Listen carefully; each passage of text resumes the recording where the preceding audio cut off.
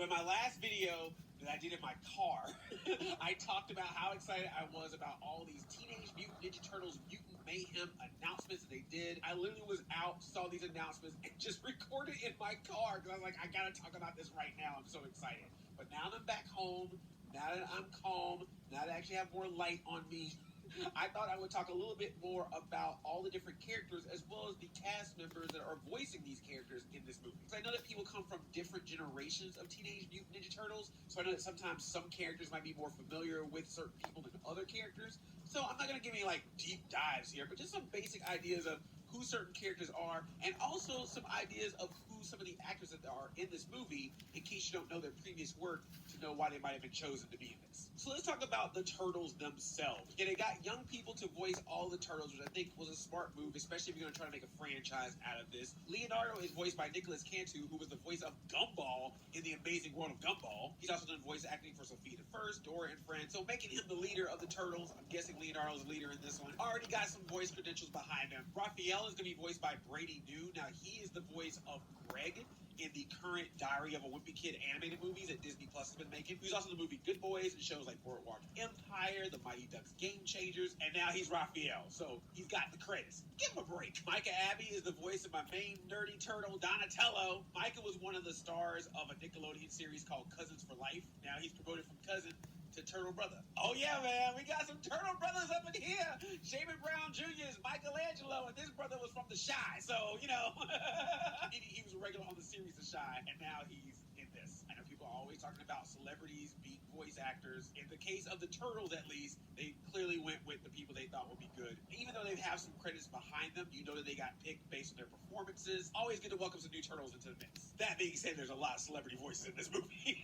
This movie saw your Super Mario Bros. Movie and was like, oh, we're gonna take it up a notch. Jackie Chan is Splinter. I didn't think I needed this, but once I heard this, I was like, perfect. You want someone to be that wise mentor. You want somebody to have that feeling of knowledge, to be able to educate and mentor the Turtles, and I think Jackie Chan is perfect for that. So sometimes Splinter is a human, Hamato Yoshi, who gets turned into a rat, and then sometimes he's an actual rat that mutates into a humanoid mutant rat. As much as I love like the Ninja Turtles movie that did the rat thing and some other iterations, I always kind of like it when he's a human that gets mutated into a rat, because I feel like that gives him like a little bit of a backstory, extra backstory. Do you have that Hamato Yoshi and Rokusaki Splinter Shredder connection? So I would like to see that happen, but hey, we'll see what the movie does. But Jackie Chan I thought was a great choice. Like the moment I heard it, I was like, yes, yes, co-sign. Ioe Devery is voicing April in this. She's the current voice of Missy on the animated series Big Mouth. IMDb is also saying that she's going to be in the Thunderbolts movie, the Marvel Thunderbolts movie, and she's also a regular on the TV series The Bear, so you may have seen her on there. There have been many iterations of April throughout the various Ninja Turtle series. She's been an adult in some, she's been the same age as the Turtles in some, she's been a couple years older than the Turtles in Rise because she ended up going to college. There's also been different looks for April. Judging from the actress they chose, I feel like we might be getting a continuation from what they did with her in Rise,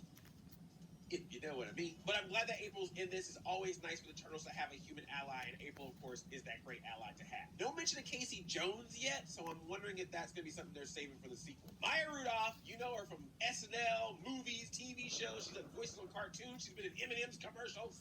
She's in everything. She is Cynthia Utrom. Like I said in the previous video, the Utroms are the alien race, usually from Dimension X. Some people will probably know them more as Krang or the Krang. And in various iterations of Ninja Turtles, both in comic books and in cartoons, the Utroms have been responsible for the mutagen. So I'm assuming to have Maya Rudolph in here playing a character named Cynthia Utrom, that probably the Utroms are the reason we're going to have the mutagen that makes the Turtles and everyone else. The mutant mayhem, as it were. Now, the fact that they gave her a name, Cynthia Utrom, I have a theory. Doesn't matter if it comes true or not. But one of the things about the Utroms as well is that sometimes the Utroms will disguise themselves as humans. So like in the 2012 series, the Krang disguise themselves as humans. In the 2003 series, there's a very major character that ended up being an Utrom. No spoilers. So I'm wondering if that's going to be the case with Cynthia. Are we going to see her originally as a human, and then throughout the course of the movie, we find out that she's actually an Utrom in disguise? And then you have Giancarlo Esposito as Baxter Stockman. Yes, Giancarlo Esposito from The Mandalorian, Breaking Bad, Better Call Saul. He's done a bunch of voiceover work as well. He is Baxter. great choice. Now, if I remember correctly, in the IDW comic book series, Baxter Stockman actually worked with Krang, trading off Dimension X technology and mutagen to do experiments. In return, Krang is like, hey, Baxter, when I need you to do this for me, you better do it. Show me results. So I'm wondering if we're going to get that kind of relationship in this movie with Baxter Stockman and Cynthia Neutron. Casting Giancarlo Esposito makes me feel like we're going to get 2003 series / IDW comic series Baxter Stockman vibes, which if y'all don't know, Baxter Stockman in that era is like menacing and wild.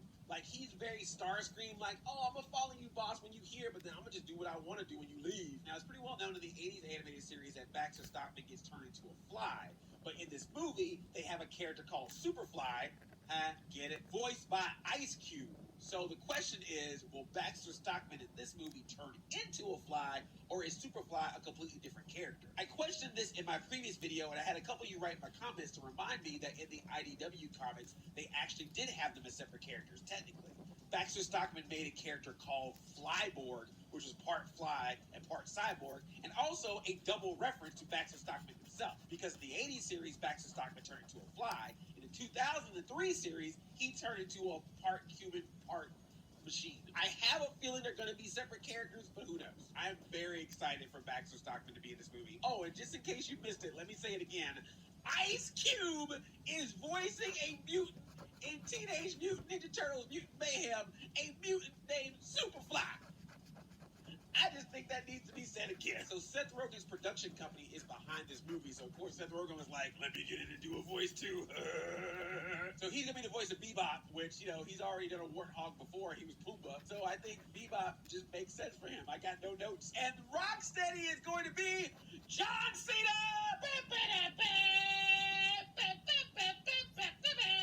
You can't see his pizza, just like with Jackie Chan with Splinter. When they said that John Cena was Rocksteady and Seth Rogen is Bebop, I was like, yep, that's yes. This is also cool because this is the second time that John Cena has voiced a character in a Teenage Mutant Ninja Turtles project. He was the voice of Baron Draxum in Rise of the Teenage Mutant Ninja Turtles. And this is also the second time that a WWE superstar has been Rocksteady, because in Teenage Mutant Ninja Turtles Out of the Shadow, the Michael Bay sequel movie, he was played by the WWE superstar Sheamus. So apparently Rocksteady is now a wrestler.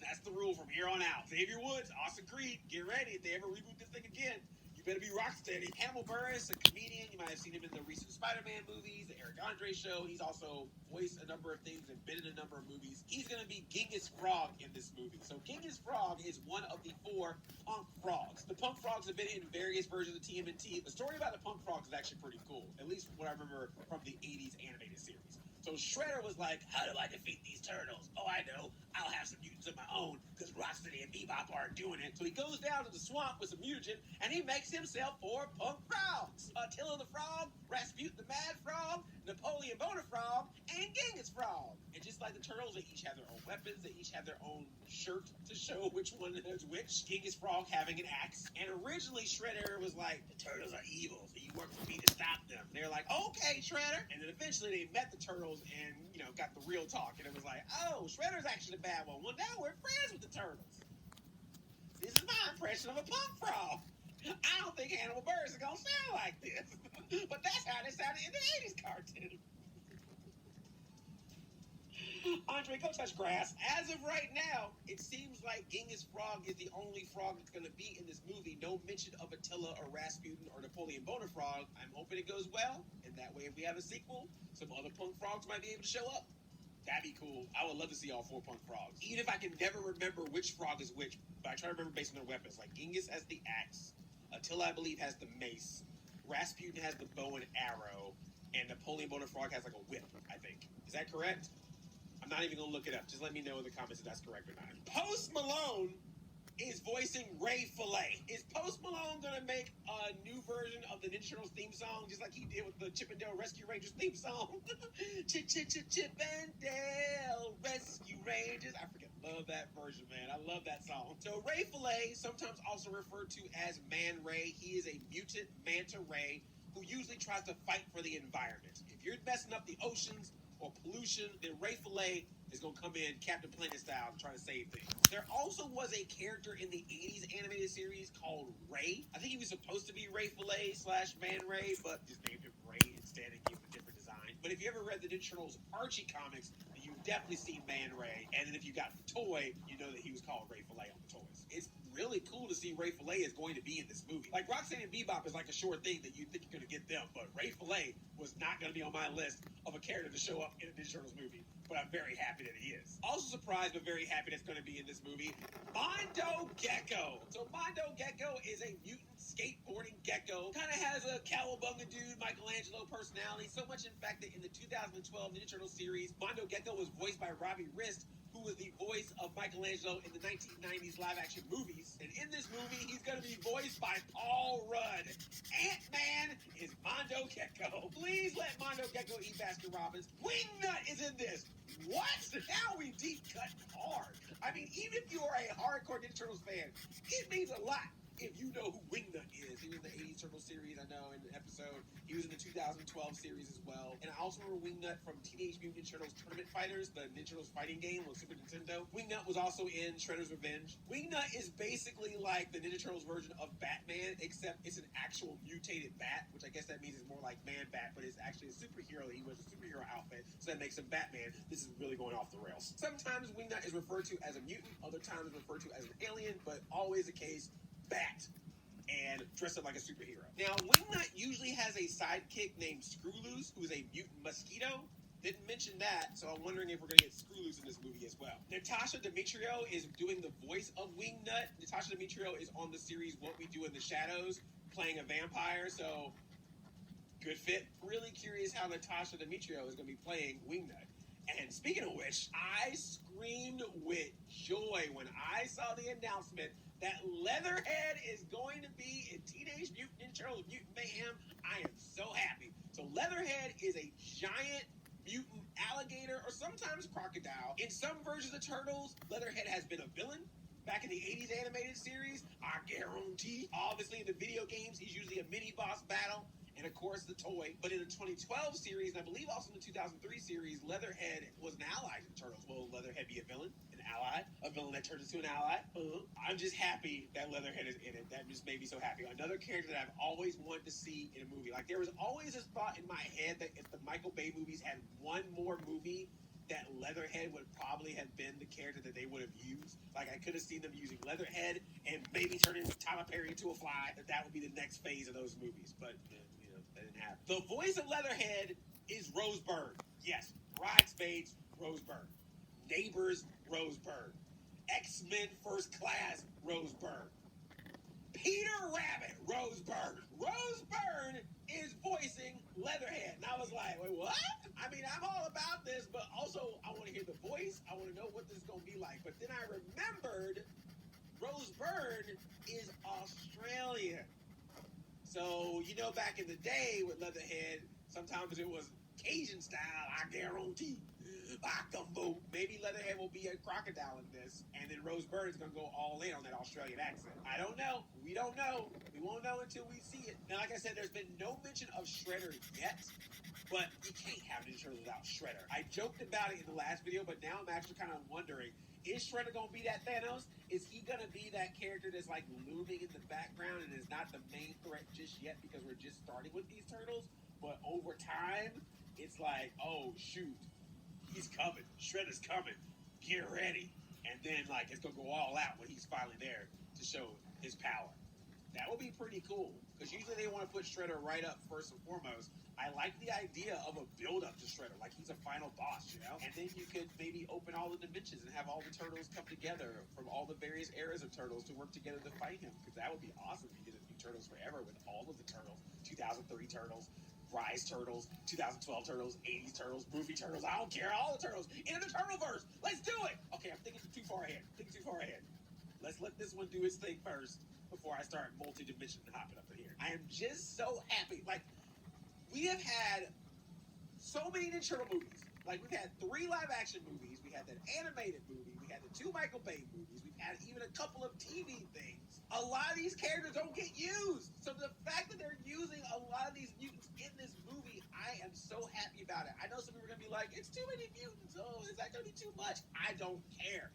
There are a ton of mutants in the Ninja Turtles Turtleverse that have not been used on the big screen, and to see so many of them being used just makes me happy. What mutants are you excited to see in this movie, and what mutants do you think they should add in the future? For me personally, in my last video that I did in my car, I talked about how excited I was about all these Teenage Mutant Ninja Turtles Mutant Mayhem announcements that they did. I literally was out, saw these announcements, and just recorded in my car because I was like, I gotta talk about this right now. I'm so excited. But now that I'm back home, now that I'm calm, now that I actually have more light on me, I thought I would talk a little bit more about all the different characters as well as the cast members that are voicing these characters in this movie. Because I know that people come from different generations of Teenage Mutant Ninja Turtles, so I know that sometimes some characters might be more familiar with certain people than other characters. So I'm not going to give any like deep dives here, but just some basic ideas of who certain characters are, and also some ideas of who some of the actors that are in this movie,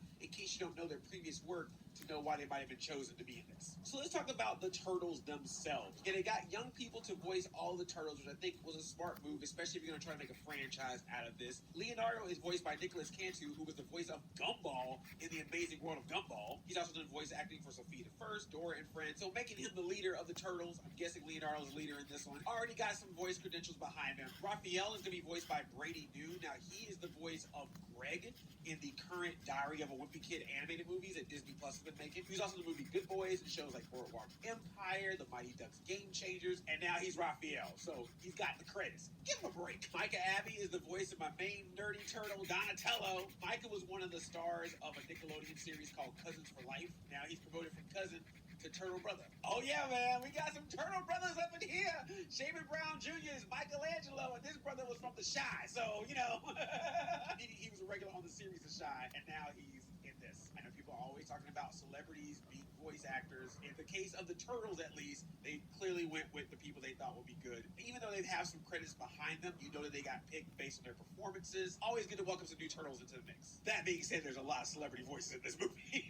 This movie saw your Super Mario Bros. Movie and was like, oh, we're gonna take it up a notch. Jackie Chan is Splinter. I didn't think I needed this, but once I heard this, I was like, perfect. You want someone to be that wise mentor. You want somebody to have that feeling of knowledge, to be able to educate and mentor the Turtles, and I think Jackie Chan is perfect for that. So sometimes Splinter is a human, Kamado Yoshi, who gets turned into a rat, and then sometimes he's an actual rat that mutates into a humanoid mutant rat. As much as I love like the Ninja Turtles movie that did the rat thing and some other iterations, I always kind of like it when he's a human that gets mutated into a rat, because I feel like that gives him like a little bit of a backstory, extra